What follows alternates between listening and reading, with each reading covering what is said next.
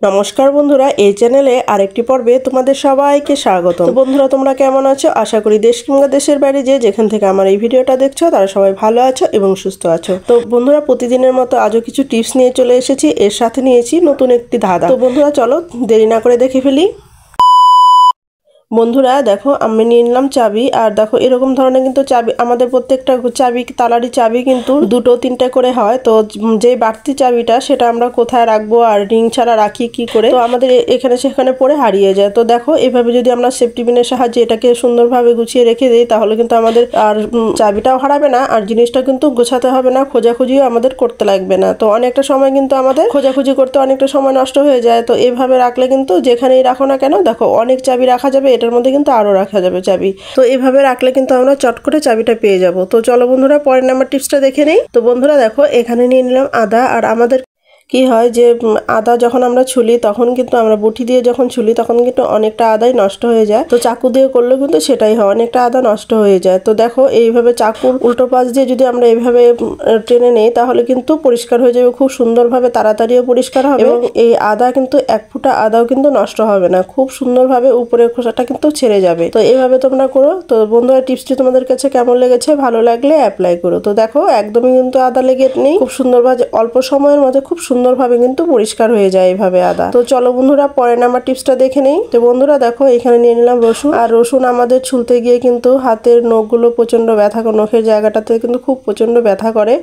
আর সে কাজের মাধ্যমে থাকলে দিনের বেলা কিন্তু বোঝা যায় না, আর ব্যথাটা শুরু হয় রাত্রে। তো দেখো একটা কেমন কি করলে পরে যে ব্যথাটা কমে যাবে খুব চটপট করে। তো দেখো সে তারই একটি ছোট টিপস তোমাদের কাছে শেয়ার করছি। তো চলো দেখে নেই। তো বন্ধুরা, এর জন্য যেটা লাগবে সেটা একটা চামচ। তো চামচটা দিয়ে দেখো আমি চামচের মাথাটা গরম করে নিচ্ছি। চামচটাকে গরম করে নেওয়ার ফলে এটা, তারপরে আমি একটু সর্ষের তেল নিয়ে নিব। সর্ষের তেলের মধ্যে এই চামচটা একটু লাগিয়ে একটু করে যে আঙুলের মাথাগুলোর মধ্যে একটু একটু করে যেখানে যেখানে ব্যথা সেখানে সেখানে একটু করে লাগিয়ে দেবো। আর যখন এরকম তাপটা পাবে আর তেলের সহ যে যাতে আলতো হাতে একটু লাগাবো, যাতে এটাতে আবার বেশি গরম যাতে না হয় সেটা তোমরা খেয়াল রাখবে, বেশি গরমটা কিন্তু লাগাতে যেও না। তো দেখো এভাবে অল্প অল্প করে লাগালে কিন্তু ব্যথাটা কিন্তু খুব সুন্দরভাবে আস্তে আস্তে কমে যাবে, খুব কম সময়ের মধ্যেই ব্যথাটা কমে যাবে। তো বন্ধুরা, তোমাদের কাছে টিপসটি কেমন লেগেছে? ভালো লাগলে অ্যাপ্লাই করো।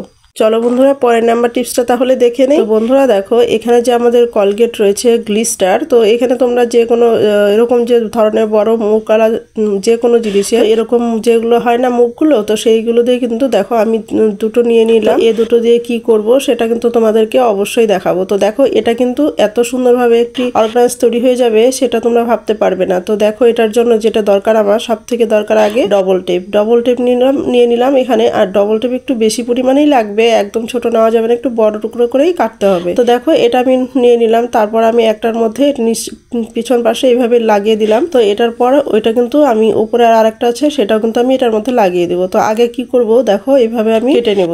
এভাবে কেটে নিয়ে তারপরে এটাকে আমি কি বানাই তো তোমরা দেখতে থাকো, তাহলে বুঝতে পারবে, না দেখলে কিন্তু একদমই বুঝতে পারবে না। তো দেখো আমি এটাকে কেটে নিচ্ছি। বন্ধুরা, আগের ভিডিওতে বলেছিলে রূপালী ব্যানার্জি, ধাঁধার উত্তর দিয়েছিলে সিঁদুর। হ্যাঁ বন্ধুরা, ঠিকই ধরেছ, সিঁদুর উত্তরটা হবে। তো চলো বন্ধুরা ভিডিওটি দেখে নেই। তো দেখো আমি এভাবে কেটে নিলাম, দুপাশে কিন্তু আমি কেটে কিন্তু বাদ দিয়ে দিইনি, তো এরকম করে রেখে দিয়েছি। আর এই দুপাশে পাকনার মতো যেটা হয়েছে সে দুটো কিন্তু আমি রেখেছি, কারণ এটার জন্য যে জিনিসটা আমি বানাবো সেটা কিন্তু খুব সাপোর্ট করতে এই দুটো জিনিস কিন্তু সাহায্য করে, দুপাশেরটা।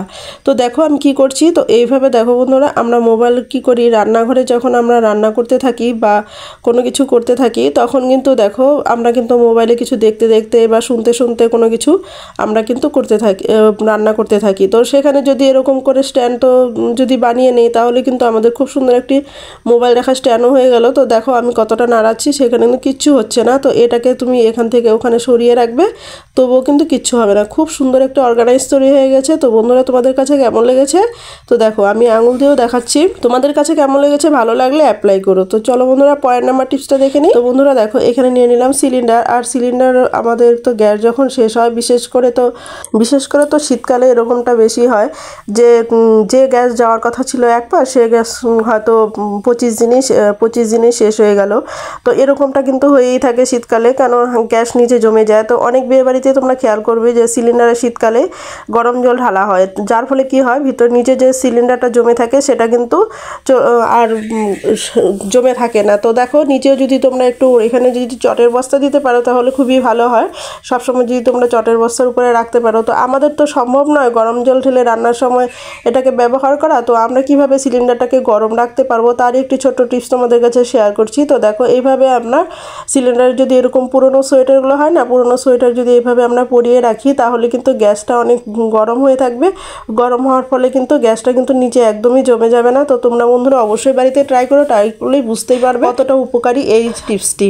তোমরা কিন্তু আমি প্লাস্টিকের বস্তা দিয়েছি, তোমরা কিন্তু এখানে চেষ্টা করবে তোমাদের যদি থাকে, আমার তো ঘরে নেই আপাতত তাই আমি দিচ্ছি না, চটের বস্তা নিচে রাখার ব্যবস্থা করবে। আর এটাকে যদি সোয়েটার পরে শীতকালে সোয়েটার পরিয়ে রাখো কিছু সময় তাহলে কিন্তু বুঝতে পারবে কতটা তোমাদের যে গ্যাস যাওয়ার কথা ছিল যেহেতু 25 দিন সেটা কিন্তু একদম 1 মাসই যাবে, কোনো রকম অসুবিধাই হবে না। তো বন্ধুরা ভিডিওটি যদি ভালো লেগে থাকে তাহলে লাইক কমেন্ট শেয়ার করে দিও। আর এই ভিডিওতে যদি কেউ নতুন হয়ে থাকে তাহলে সাবস্ক্রাইব করে আমার পাশে থেকো এরকম নিত্য নতুন ভিডিও পাওয়ার জন্য। তো বন্ধুরা আজকের প্রশ্ন হচ্ছে কোন সবজির নাম উল্টে লিখলে একটি মেয়ের নাম হয়?